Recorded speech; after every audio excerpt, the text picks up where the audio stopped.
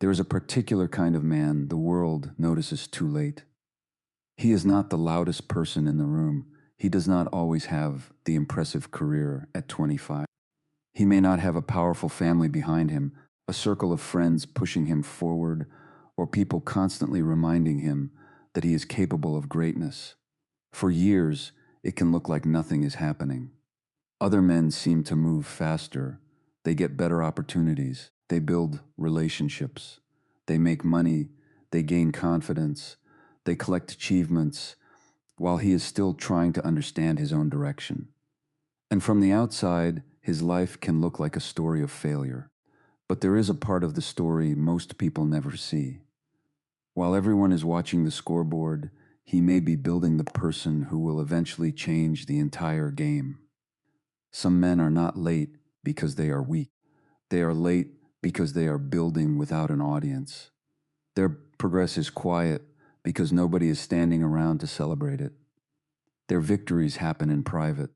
Their lessons are learned through mistakes that nobody sees. Their confidence is not handed to them. It is slowly constructed through years of rejection, uncertainty, disappointment, and uncomfortable self-reflection. And when that confidence finally appears, it can look almost sudden to everyone else. But it was never sudden. It was years in the making. There is a powerful contradiction behind the late bloomer. The same lack of attention that can make a young man feel invisible can sometimes force him to develop qualities that become incredibly valuable later in life. This does not mean that having no support automatically creates success. In fact, healthy support can make a major difference in a person's ability to cope, persist, and achieve. But when support is missing, some people learn a different lesson. They learn how to keep moving when nobody is cheering. They learn how to make decisions without constant approval. They learn how to recover from failure without needing someone else to tell them that everything will be okay. And that experience can change the way they see the world. At first, rejection feels personal. Later, it becomes information. At first, being overlooked feels like proof that they are not good enough. Later, it becomes freedom. Because when nobody expects much from you, you have room to experiment, fail, learn, disappear for a while, and rebuild yourself without having to explain every step. That quiet period can become one of the most important chapters of a man's life. This is where the idea of the late bloomer becomes much deeper than a motivational slogan. A late bloomer is not simply a man who becomes successful at an older age. He is often a man whose internal development takes longer than the world expects. His confidence may come later, his career may come later, his financial stability may come later, his emotional maturity may come later. Even his understanding of who he really is may come later. And because modern culture constantly compares people, being late can feel like being behind. There is an invisible timeline that tells men when they should have money, when they should have status, when they should have a successful career, when they should have a relationship, and when they should already know exactly what they are doing with their lives. When a man misses those imaginary deadlines, he can begin to believe that his opportunity has passed. But life does not follow one universal schedule. Some people discover their direction early. Others need years of confusion before they finally understand what they are capable of building. And there is another part of the late bloomer story that rarely gets discussed. When a man spends years without receiving much validation, he may eventually become less dependent on it. At first, he may desperately want recognition. He wants someone to notice his effort. He wants someone to say that he is talented. He wants proof that he is moving in the right direction. But after enough disappointment, something can change. He starts realizing that waiting for approval is exhausting. So he begins working without announcing his plans. He stops explaining every decision. He stops telling everyone what he is going to accomplish. He simply starts doing the work. That shift from external validation to internal motivation can be incredibly powerful. His question changes from, will people respect me if I succeed, To respect the person I am becoming, that is a completely different form of motivation, and this is where the so-called revenge begins. Not revenge in the childish sense, not revenge through humiliation, not proving everyone wrong with a dramatic announcement.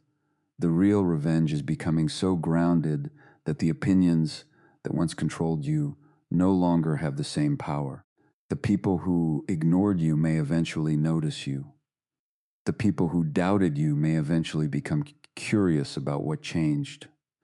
The people who once thought you were going nowhere may suddenly see the results, but by then you may no longer need their recognition. That is the part most people miss.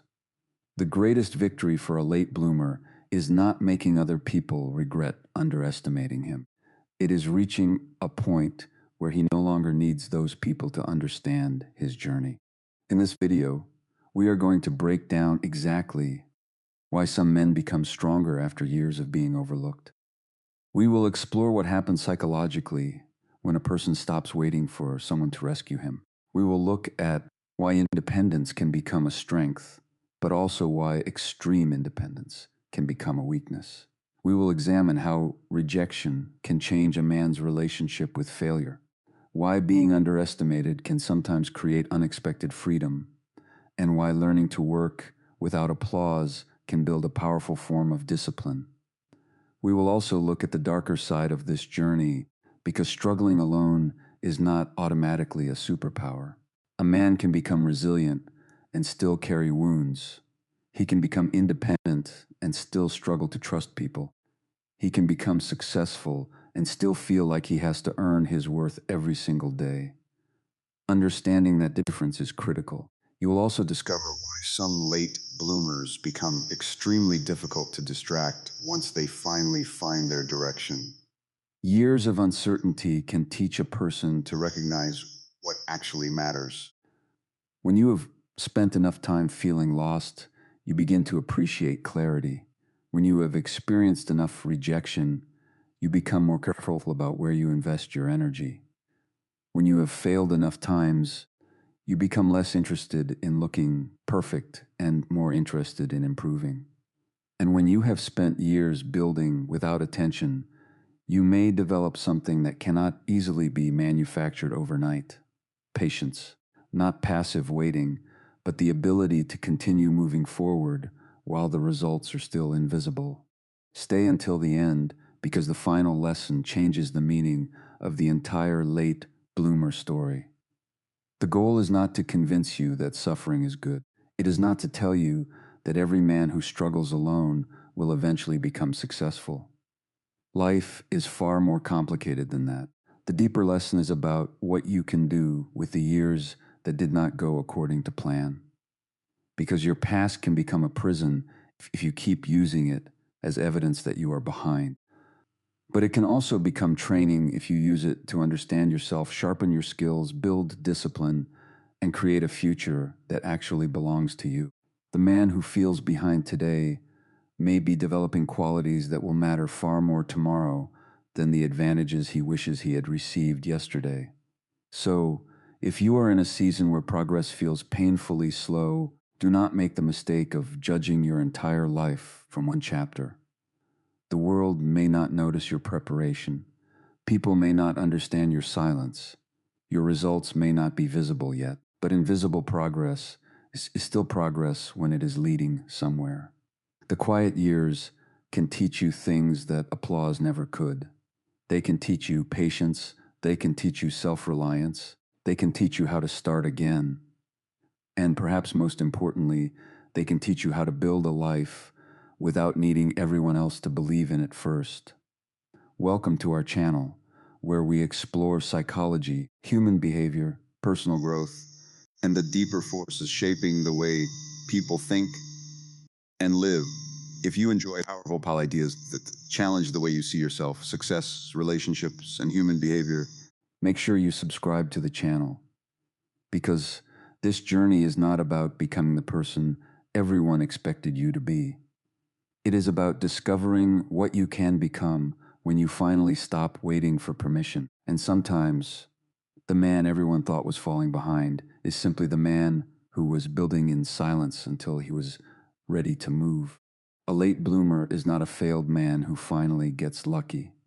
That is one of the first ideas that needs to be understood. The phrase late bloomer can sound like an excuse, as if a person spent years doing nothing and suddenly decided to call the delay part of the plan. But real life is rarely that simple. People develop at different speeds. Confidence can arrive late. Career direction can arrive late. Financial stability can arrive late. Emotional maturity can arrive late. Even the basic understanding of who you are can take years to develop. Some men know what they want at 22. Others need 10 more years before they can answer that question honestly.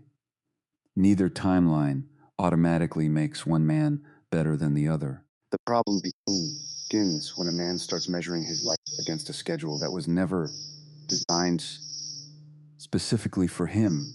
There is a powerful social expectation placed on men to have everything figured out early. By a certain age, he is expected to have a career. He should be making good money. He should know how to handle relationships. He should look confident. He should have direction. He should know how to speak, how to lead, how to compete, and how to present himself as someone who already understands life. And if he does not, the silence around him can become uncomfortable. People may not say that he is behind directly. They do not need to. The comparison does the work. He sees one friend buying a house, another gets married, another starts a business, another seems completely comfortable in his own skin, another is traveling, earning, building, dating, and collecting experiences while he is still trying to figure out what he actually wants. Slowly, the question changes from, "What do I want?"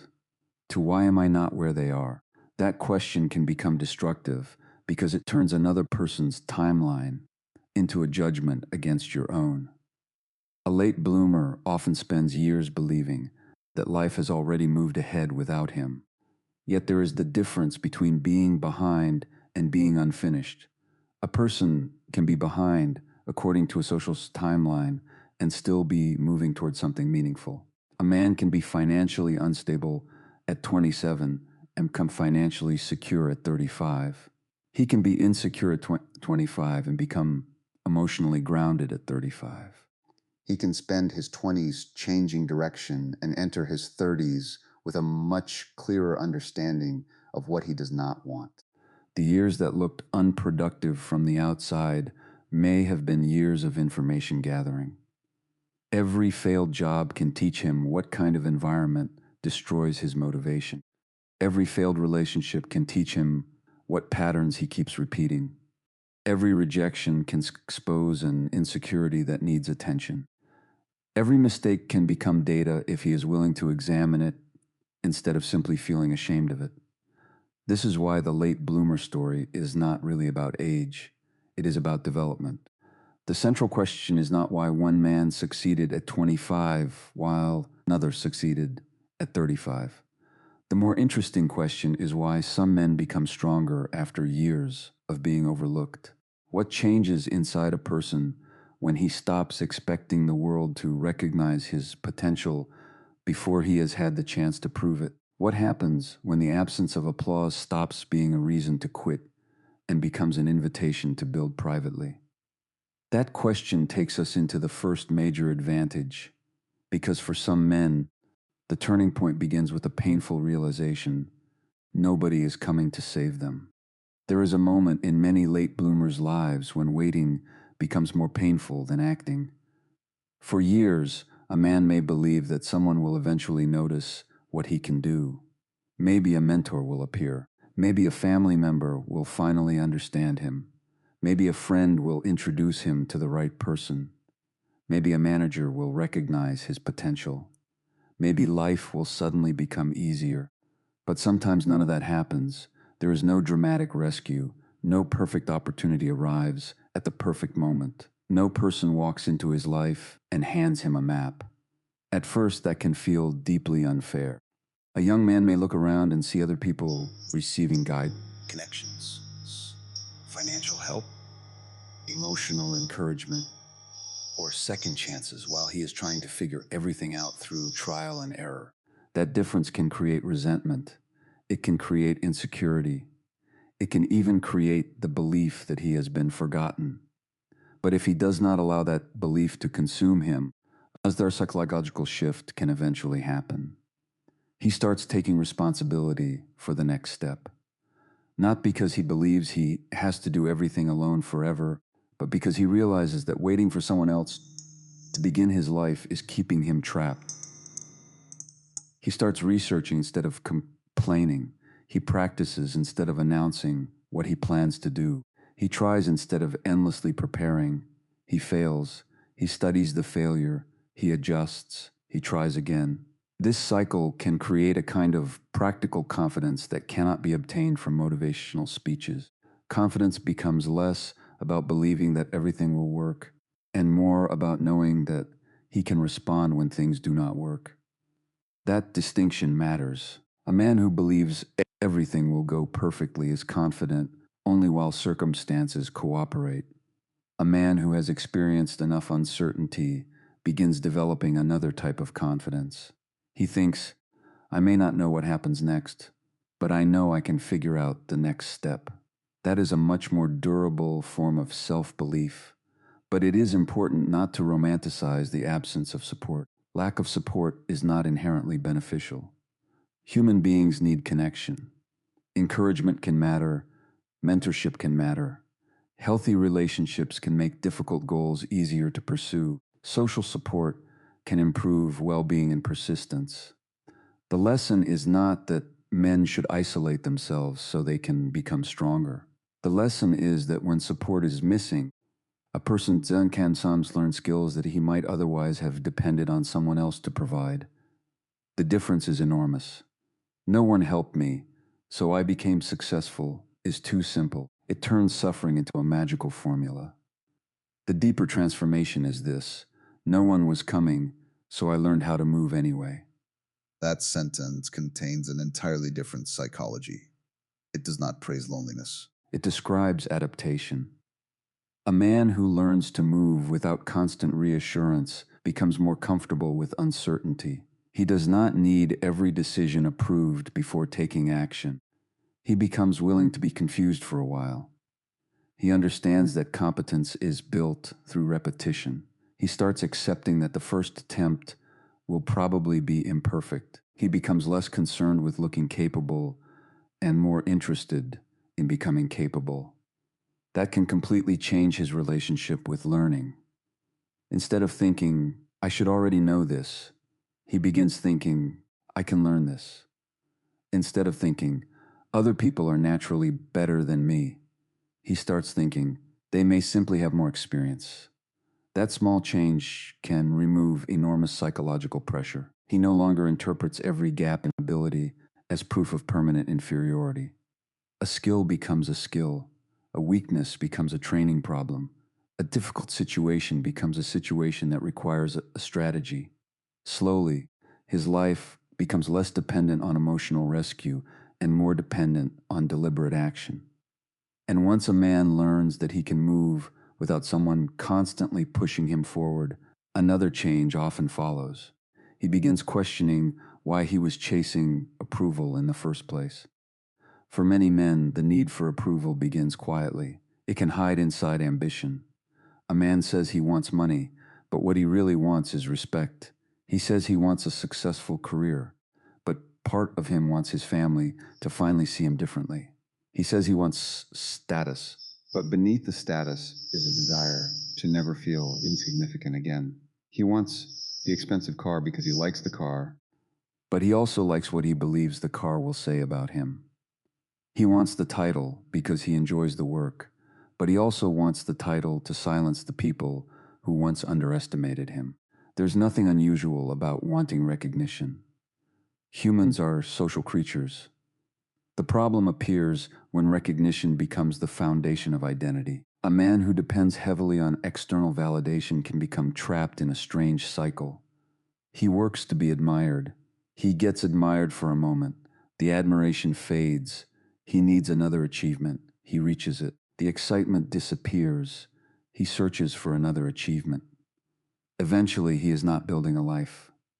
He is constantly trying to prove that he deserves one. A late bloomer can sometimes escape this cycle because years of being overlooked teach him that recognition is unreliable. He may spend years trying to earn approval and eventually become exhausted by the process. There is a point when he starts asking different questions. Do I actually want this? Does this matter to me? Would I still pursue it if nobody knew? What kind of man am I trying to become?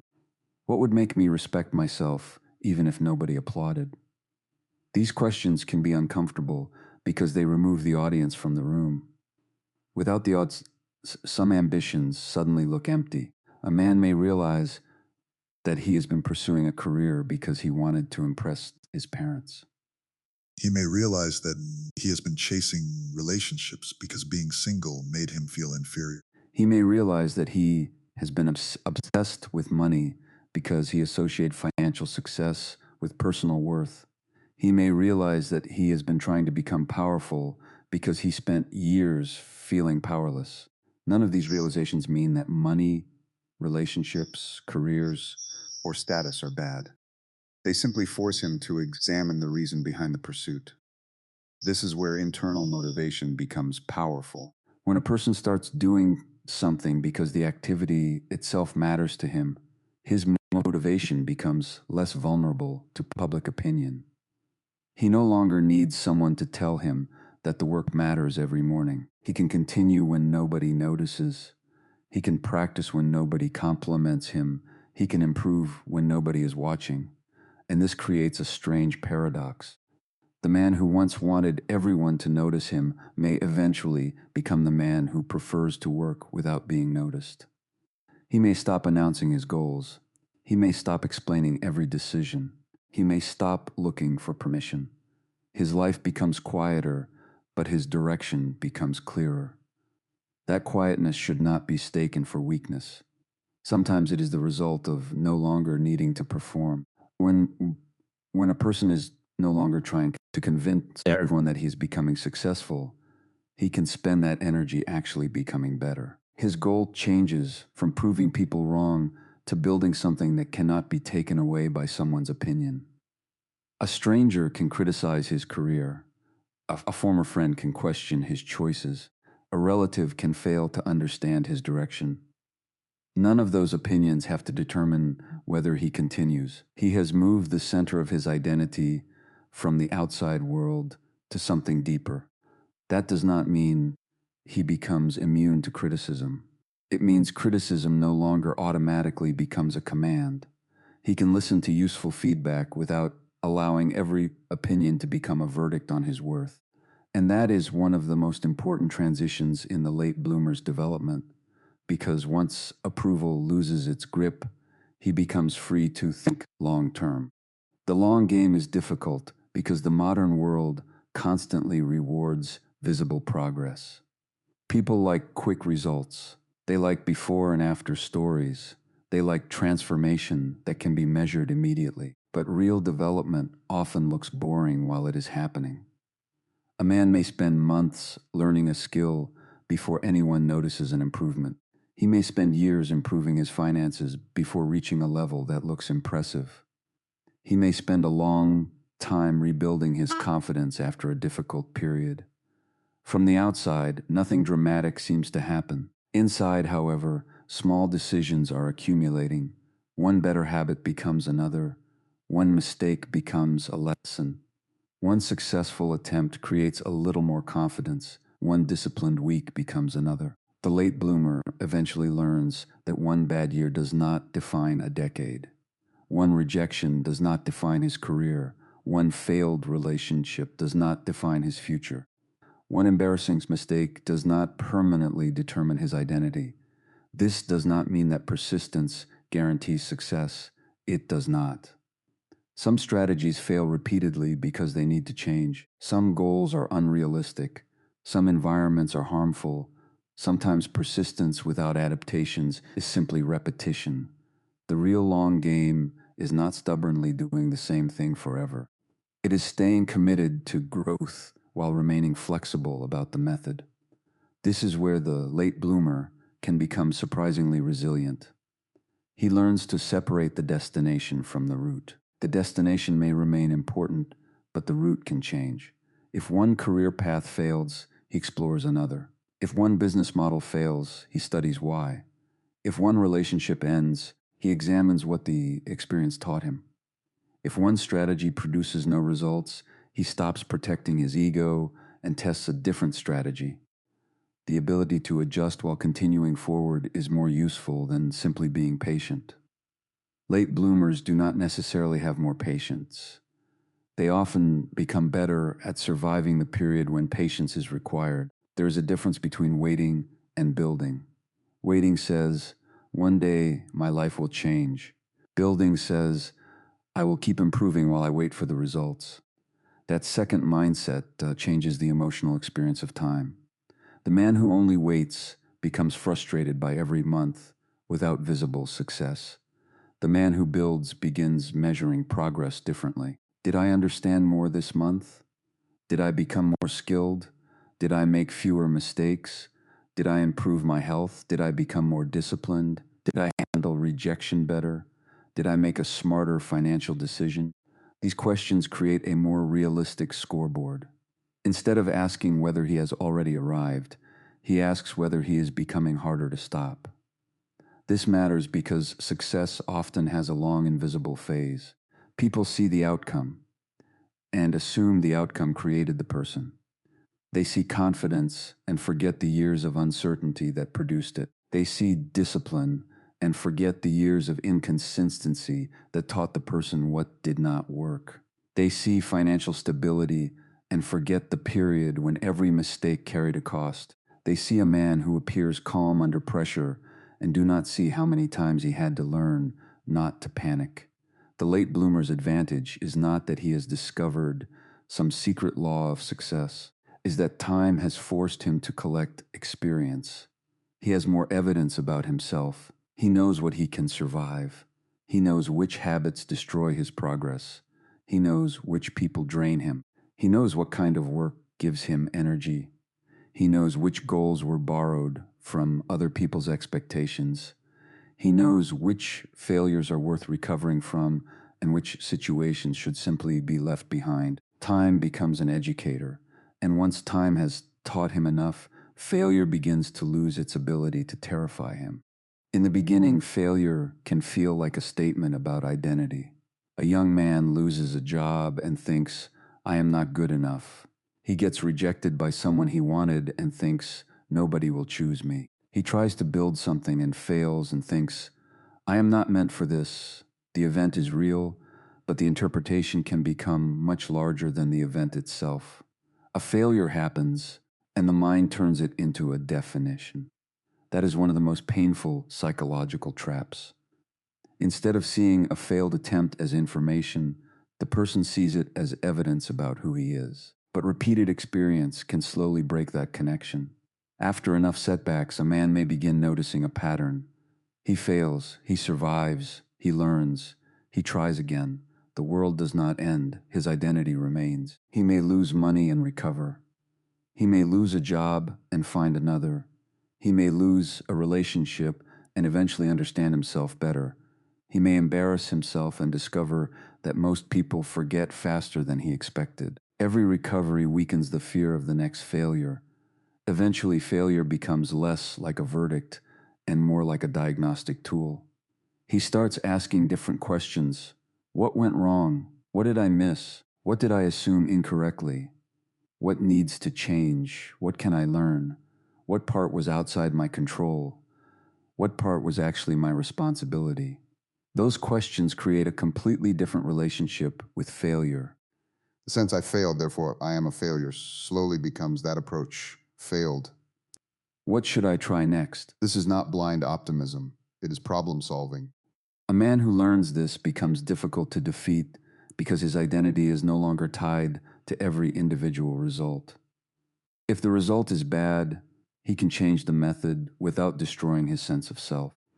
This is especially important for late bloomers because many of them have already experienced years of comparison.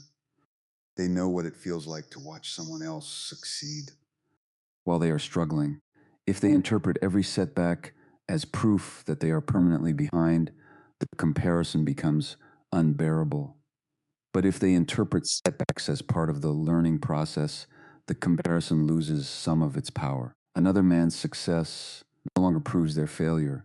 It simply proves that another person is on another timeline. This is one reason maturity can change ambition. A younger man may ask, "Why is he ahead of me?" A more mature man may ask, "What can I learn from what he did?" The first question creates resentment.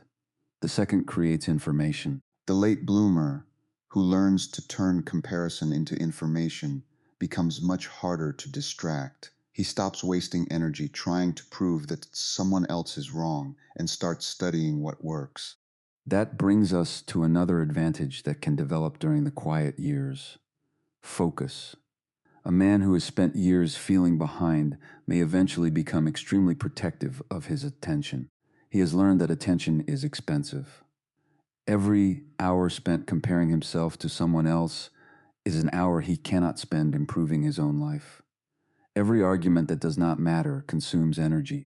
Every attempt to impress people who are not invested in his future pulls him away from his goals. Every unnecessary distraction creates another delay. This does not mean that the late bloomer becomes antisocial. It means he becomes selective. He begins asking whether an activity is moving him toward the life he wants or simply giving him a temporary emotional reward. The difference can be subtle. Social media can provide the feeling of connection without producing actual connection.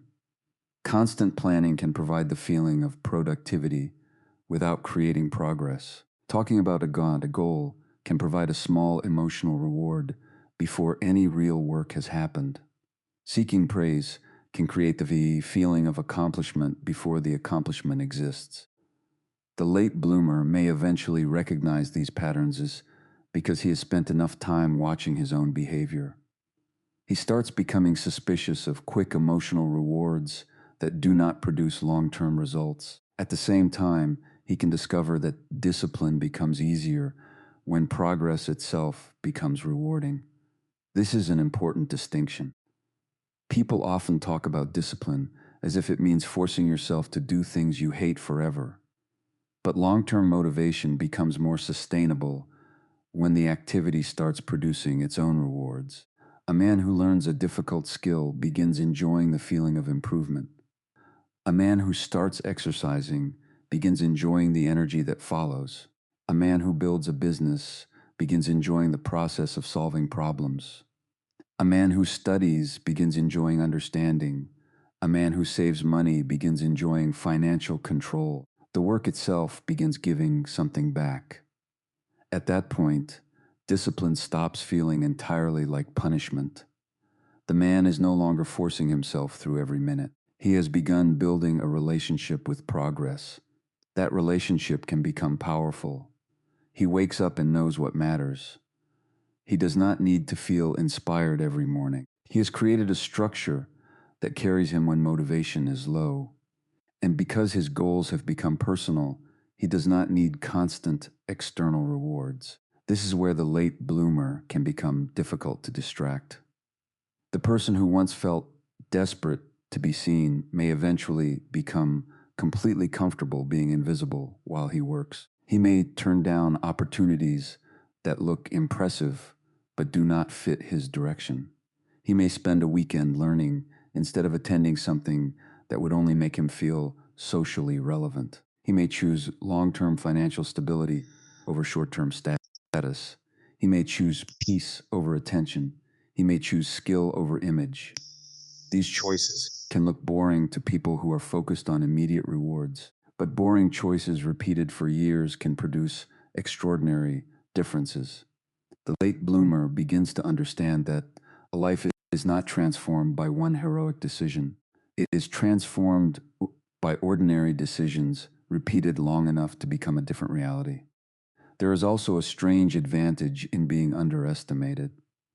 When people expect very little from you, they may stop watching closely. That can create freedom. A man who is constantly expected to succeed has to manage expectations. Every mistake becomes visible. Every failure feels embarrassing. Every change of direction requires an explanation. But the man nobody expects much from can experiment quietly.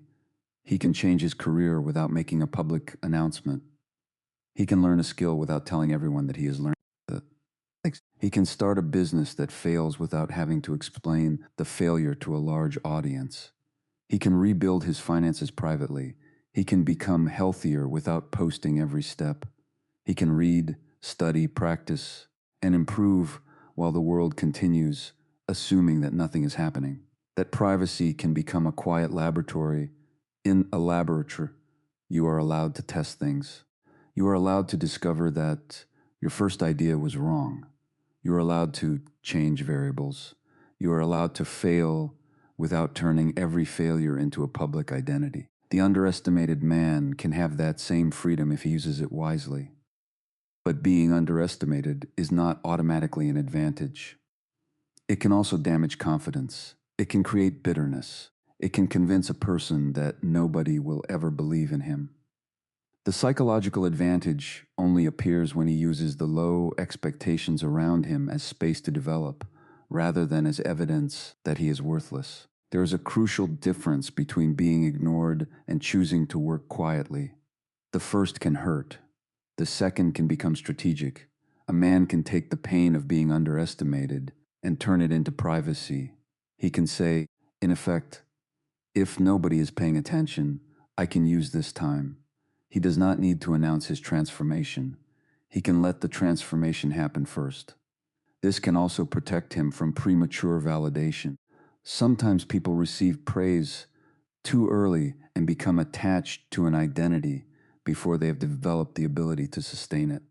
A man who is praised for being talented may become afraid of doing difficult things because failure would threaten the image of talent. A man who is not praised may have more freedom to be bad at something while learning. He can be a beginner. He can make mistakes. He can ask basic questions. He can practice the same skill repeatedly without worrying about appearing naturally gifted. That is a subtle advantage. When there is no reputation to protect, experimentation becomes easier. The late bloomer may eventually become dangerous to underestimate, not because he is secretly superior, but because he has had years to develop without the pressure of maintaining an image. People may see the finished version and assume it appeared suddenly. They do not see the private years. They do not see the awkward beginnings. They do not see the failed attempts. They do not see the nights when he questioned whether any of it would work. They simply see the result. And results can create the illusion of sudden transformation. But there is a darker side to this entire process, and ignoring it would turn the story into empty motivation. A man who learns to survive without support can become extremely independent. That can be useful. It can also become a trap. If he has spent years solving every problem alone, he may start believing that needing help is weakness. If he has been disappointed by people repeatedly, he may stop trusting them. If he has learned not to expect anyone to show up, he may eventually stop allowing anyone close enough to show up. This can create a strange contradiction. He becomes strong enough to stand alone, but he forgets how to stand with someone. He becomes capable of carrying everything, but he never asks whether he should have to carry everything. He may reject support even when it is healthy, because accepting help reminds him of an earlier version of himself that felt powerless. He may become emotionally guarded. He may avoid vulnerability because vulnerability once felt dangerous. He may tell himself that he does not need anyone when the deeper truth is that he is afraid of needing someone and being disappointed again. This is where the late bloomer's story becomes much more human. The goal is not to become a man who needs nobody. That is not strength. That can simply be isolation wearing the clothes of independence. Real strength is more flexible. It means being capable of standing alone while also being capable of receiving healthy support. It means knowing when to solve a problem yourself and when to ask someone with more experience. It means being able to say, I can handle this without being ashamed to say, I need help with this. A man who has spent years without support may need time to learn this distinction. He may have built his identity around self-reliance because self-reliance protected him. But the strategy that protects you during one stage of life can become the thing that limits you during another. A wall can protect a house, but a wall can also keep people out. Independence is similar. In the right amount, it creates freedom. In excess, it creates distance. The same man who once needed nobody's permission may eventually need to learn that intimacy does not require surrendering his identity. He can love someone without becoming dependent on their approval. He can accept help without becoming helpless. He can trust someone without abandoning judgment. He can build a successful career without turning work into his only source of worth. He can become financially stable without believing that money determines his value. He can become respected without needing universal admiration. These are the deeper forms of maturity that often arrive after the first stage of success. And this is why a late bloomer's transformation should never end with money or status. If the man becomes successful but remains terrified of rejection, he has not fully escaped the old problem. If he becomes wealthy but still needs strangers to admire him, the external validation cycle is still controlling him. If he becomes powerful but cannot trust anyone, the wound is still running the system. The real transformation is internal. He learns that the person he was before the success was not worthless. He learns that his younger self was not a failure for needing time. He learns that being overlooked did not mean being invisible forever. And perhaps most importantly, he learns that he can stand alone without believing he must always be alone. This changes the meaning of revenge. The word revenge sounds aggressive because people usually associate it with proving someone wrong. A person is rejected, so he becomes successful to make the rejecter regret it. Someone doubts him, so he becomes wealthy to show them what they missed. Someone leaves, so he builds a life designed to make that person jealous. Those stories can be emotionally satisfying, but they contain a hidden problem. The person who lives for revenge is still controlled by the person he claims to have moved beyond. If every achievement is secretly designed to make someone else regret their decision, then that person remains present inside every achievement. The late bloomer's real revenge is different. It is becoming so secure in his own direction that other people's opinions lose their authority. He does not need to humiliate the people who doubted him. He does not need to send them updates. He does not need to announce how much he has changed. He does not need to prove that they were wrong. His life becomes the answer. This is much more difficult than revenge because it requires letting go of the audience. The person who once desperately wanted recognition eventually reaches a point where recognition becomes optional. That is a quiet kind of power. Imagine a man who spent years hoping someone would finally say, "I believe in you." He works, he learns, he struggles, he becomes competent, he becomes stable, he builds a life. And one day, the person whose approval once mattered reaches out and says, "I always knew you could do it." The younger version of him might have needed those words desperately. The older version may simply smile because he already knows. That is the transformation. The external sentence no longer creates the internal belief. He has already built it. He no longer needs someone from the past to rewrite the past for him. He cannot change what happened. He can change what it means. Being overlooked can mean I was never good enough, or it can eventually mean I learned how to build without applause. Being rejected can mean I was unworthy, or it can mean I learned to choose environments where I am valued. Being delayed can mean I wasted my life, or it can mean I needed time to become clear. The event may remain the same. The interpretation changes, and when interpretation changes, behavior changes. When behavior changes, the future changes. There is another reason later success can look different from early success. A person who succeeds very young may have impressive achievements but still be learning who he is. That is not a criticism. It is simply part of development. Early success can sometimes arrive before a person has had enough experiences to understand what he actually values. A young man may chase money because everyone around him says money matters. He may chase status because status receives attention. He may choose a career because it sounds impressive. He may enter relationships because he is afraid of being alone. He may build a lifestyle because it looks successful from the outside. Then, years later, he discovers that some of the things he achieved were not actually his goals. The late bloomer may have a different experience. By the time he reaches a meaningful level of success, he may have already experienced enough rejection, uncertainty, boredom, failure, comparison, and self-questioning know what matters to him. He has had time to eliminate false goals. He has learned what drains him. He has learned what energizes him. He has learned that impressive does not always mean meaningful. He has learned that a high salary can still produce an unhappy life if the work destroys him. He has learned that being admired is not the same as being respected. He has learned that being wanted is not the same as being loved. He has learned that being busy is not the same as being productive. These lessons can make later success more intentional. Instead of asking, "What would make other people think I am successful?" he may ask, "What kind of life can I actually live without betraying myself?"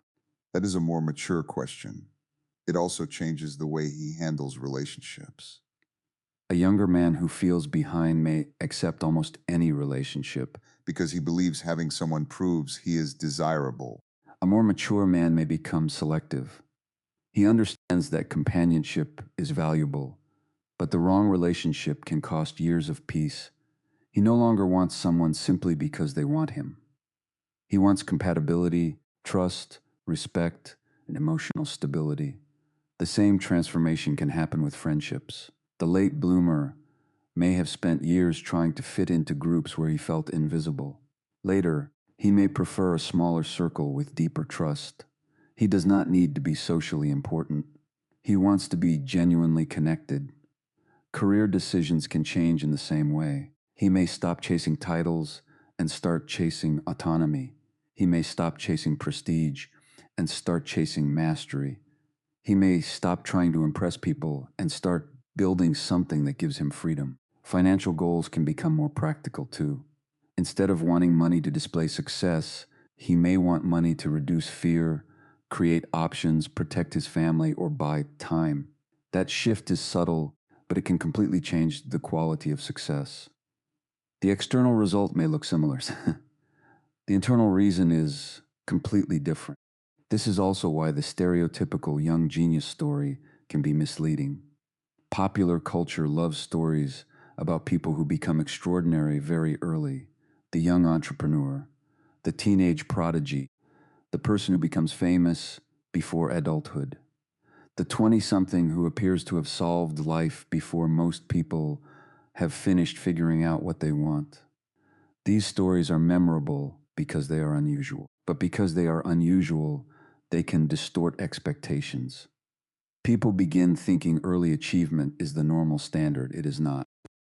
Human development has many timelines. Some careers reward early specialization. Others reward accumulated experience. Some skills can master young. Others come stronger through years of practice and emotional development.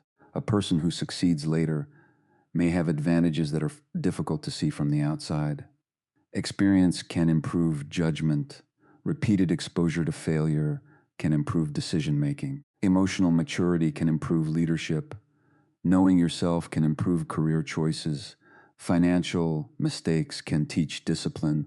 Difficult relationships can teach boundaries.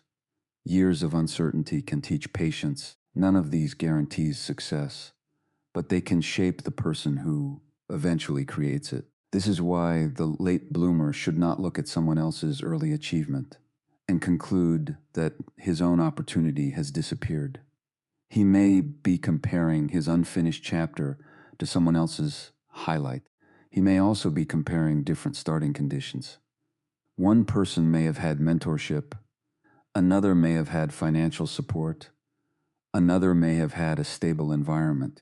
Another may have had confidence from an early age. Another may have spent years simply trying to survive difficult circumstances. Comparing outcomes without understanding the conditions behind them is often psychologically unfair. The healthier question is not, why am I not where he is? It is, given where I am now, what is the next useful move? That question puts control back into the present. It does not erase the past. It does not pretend that disadvantages do not exist. It simply refuses to let the past become a permanent forecast. The late bloomer eventually develops another unusual relationship with time. In the beginning, time feels like an enemy. Every birthday becomes a reminder of what has not happened. Every year feels like evidence that the window is closing.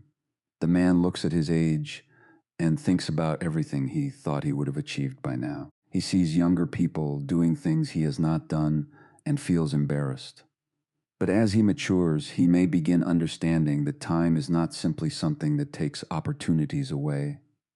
Time also compounds skills. A person who spends 5 years learning something can become very different from the person who began yesterday. A person who saves consistently can become financially different from someone who constantly resets. A person who learns emotional regulation can become different from someone who repeats the same relationship patterns. Time works in both directions. It can compound mistakes, but it can also compound improvement. This is why small choices matter. The late bloomer does not need to become extraordinary tomorrow. He needs to become slightly more capable of directing his life today. He can improve one skill.